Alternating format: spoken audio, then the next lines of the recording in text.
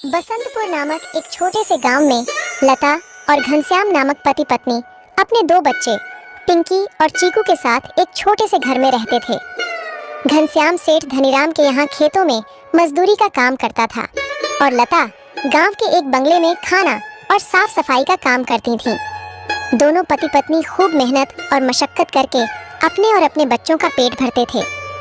यूं तो हमेशा ही गर्मी के समय 40 डिग्री तक तापमान चला जाता था, लेकिन इस साल तापमान बहुत ज्यादा बढ़ गया था, जिस वजह से बसंतपुर गांव के लोग बहुत ज्यादा परेशान थे। दिन हो या रात हो, लोग गर्मी से बेहाल थे। इस साल तो बहुत ज्यादा गर्मी पड़ी है। इतनी कड़ी धूप में काम करना बहुत मुश्किल हो गया है। घर से निकलते ही पसीना बारिश की तरह टपकने लगता है। इतनी भारी गर्मी में तो काम पर भी जाने का मन नहीं करता। न जाने इस साल की गर्मी कैसे कटेगी। चलो अच्छा, मैं काम पर जाता हूँ, वरना सेठ गुस्सा करेंगे। घनश्याम मजदूरी पर चला जाता है। पिंकी और चिंकी एक सरकारी स्कूल में पढ़ते थे। लता पिंकी और चिंकी को स्कूल छोड़कर काम पर चली जाती है। उस बंगले में मालकिन हेमलता और मालिक रामचंद्र अपने दो बच्चे टीना और शिवम के साथ रहते थे। अरे लता, आ गई तू। अब चल जल्दी से सारे काम निपटा लो। पता है ना, शिवम की बर्थडे पार्टी है, तो सारे काम 4 बजे से पहले ही हो जाने चाहिए। और हाँ, इसके बाद तुम घर सजाने में भी मेरी मदद करोगी, ठीक है? ठीक है मालकिन, मैं पहले जाकर घर के सारे काम निपटा लेती हूँ। इसके बाद घर को सजाने में मैं आपकी मदद करूँगी। ऐसे लता घर के सारे काम करने के बाद हेमलता की घर को सजाने में मदद करती है। हेमलता और लता मिलकर पूरे घर को अच्छी तरह से सजा देते हैं। अच्छा मालकिन, मैंने घर के सारे काम निपटा दिए हैं और पार्टी की सारी तैयारी भी हो गई है, तो अब मैं घर जाती हूँ। हाँ ठीक है, लेकिन पता है ना तुम्हें, आज शिवम की बर्थडे पार्टी है, तो तुम शाम को 7 बजे अपने बच्चों के साथ पार्टी में आ जाना। और हाँ, मुझे तुम्हारी थोड़ी मदद की भी जरूरत होगी। ठीक है मालकिन, मैं शाम के समय बच्चों के साथ यहाँ आ जाऊंगी। ऐसा कहकर लता घर चली जाती है और दोनों बच्चों को तैयार करके शाम को 7 बजे पार्टी में आ जाती है। पार्टी बहुत ही शानदार होती है।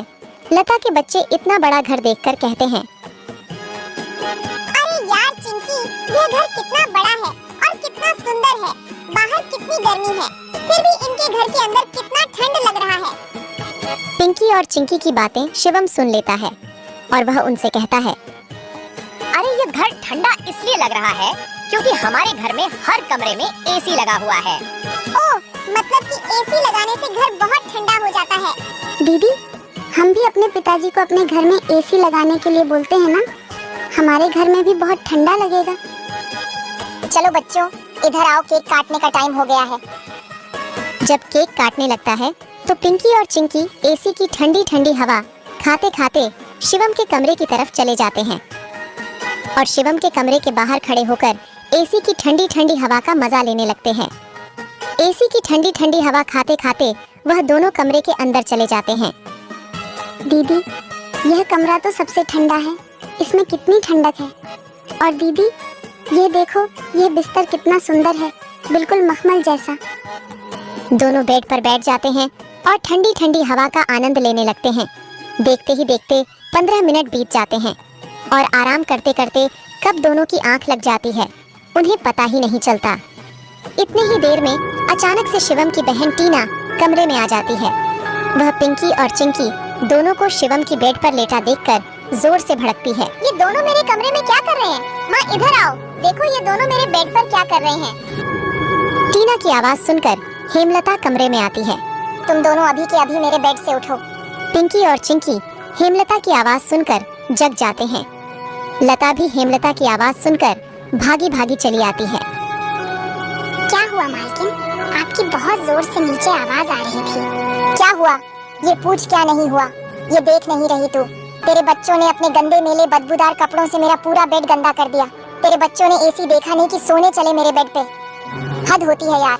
मैं तो तेरे बच्चों को इसलिए बुलाया था कि इनका भी थोड़ा मन लग जाएगा। इन्होंने कभी ऐसी पार्टी लाइफ में देखी नहीं होगी, ये भी देख लेंगे। पर ये तो अपनी औकात ही भूल गए। ये हमारा घर है, कोई धर्मशाला नहीं कि कोई भी भिखारी हमारे कमरे में आ जाएगा और आकर के सो जाएगा। तू अभी के अभी अपने बच्चों को लेकर निकल यहाँ से। और हाँ, कल से काम पर भी आने की जरूरत नहीं है।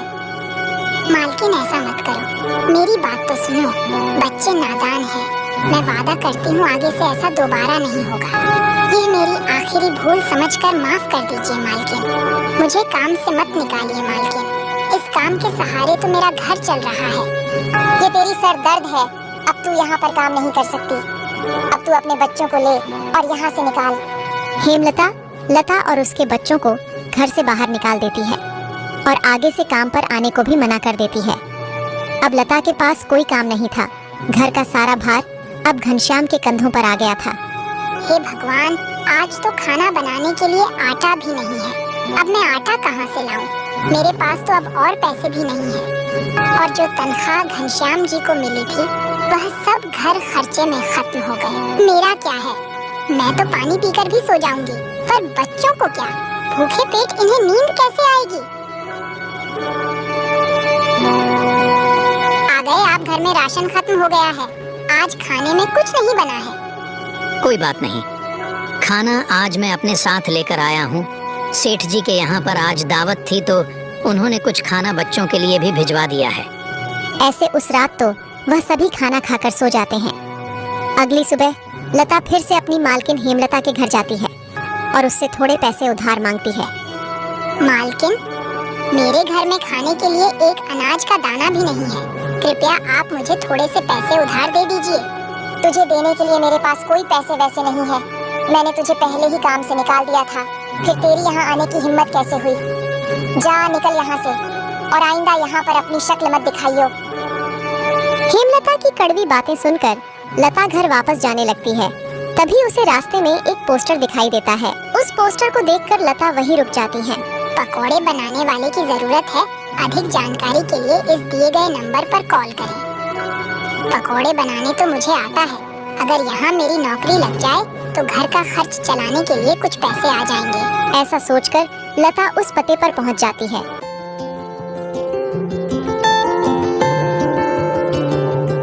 भैया, मैंने आपका पोस्टर देखा। आपको किसी पकोड़े बनाने वाले की जरूरत है? हाँ, जरूर तो है। तुम पकोड़ा बना लोगी। क्या तुम्हें पकोड़े बनाने आते हैं? हाँ, सब मुझे कई तरह के पकोड़े बनाने आते हैं, जैसे मिर्च का पकोड़ा, पालक का पकोड़ा, पनीर का पकोड़ा और भी कई प्रकार के पकोड़े मुझे बनाने आते हैं। तो ठीक है, तुम आज से ही काम पर लग सकती हो। ऐसे लता पकोड़े बनाने वाले के साथ काम पर लग जाती है और ग्राहकों को पकोड़े सर्व करने लगती है।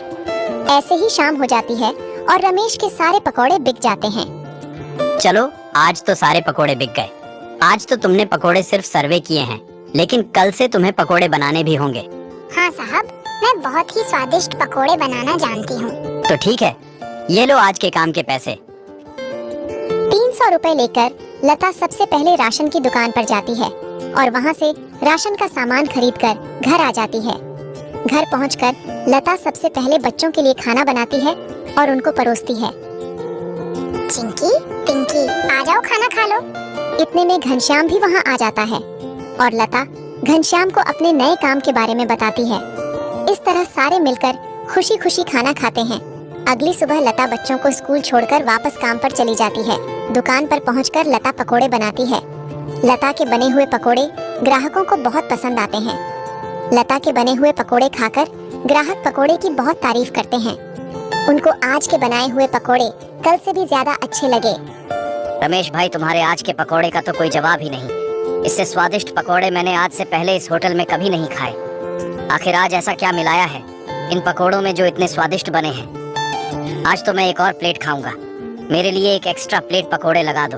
ऐसे रमेश अपने ग्राहकों के मुंह से पकोड़े की तारीफ को सुनकर लता से कहता है, लता, तुम्हारे हाथ में तो जादू है।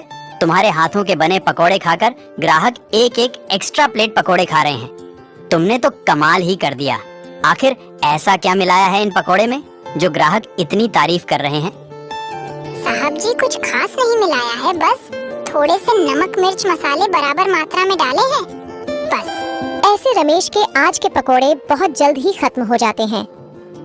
आज तो पकोड़े बहुत जल्द ही खत्म हो गए। कल से हमें और ज्यादा से ज्यादा पकोड़े बनाने होंगे। और हाँ, अब हमारी पकौड़ों की सेल और ज्यादा अच्छी होने लगी है, इसलिए कल मैं दुकान में एसी लगवा रहा हूँ।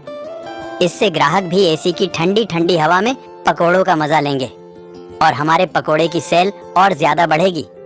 तुम क्या कहती हो? साहब, विचार तो बहुत अच्छा है। अगले दिन रमेश अपनी दुकान में एसी लगवा लेता है और जैसा उसने सोचा था वैसा ही हुआ। एसी लगने के बाद रमेश के दुकान पर ग्राहकों की संख्या बढ़ जाती है। ग्राहक ठंडी ठंडी हवा में बैठकर पकोड़े खाने का आनंद उठाते हैं।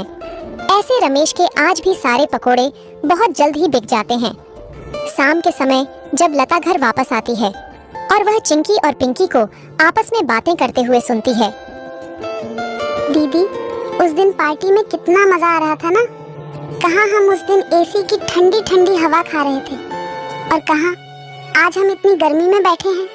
काश हमारे घर में भी एसी होती तो हम भी अभी एसी की ठंडी ठंडी हवा खा रहे होते। इतने में लता अंदर आ जाती है। अरे चिंकी और पिंकी, तुम दोनों क्या कर रहे हो? तुम दोनों ने अपने स्कूल का होमवर्क किया? चलो जल्दी से अपना अपना होमवर्क कर लो। मैं खाना बनाने जा रही हूँ। इसके बाद खाना खाकर जल्दी सो जाना। कल तुम्हें सुबह उठकर स्कूल भी तो जाना है ना?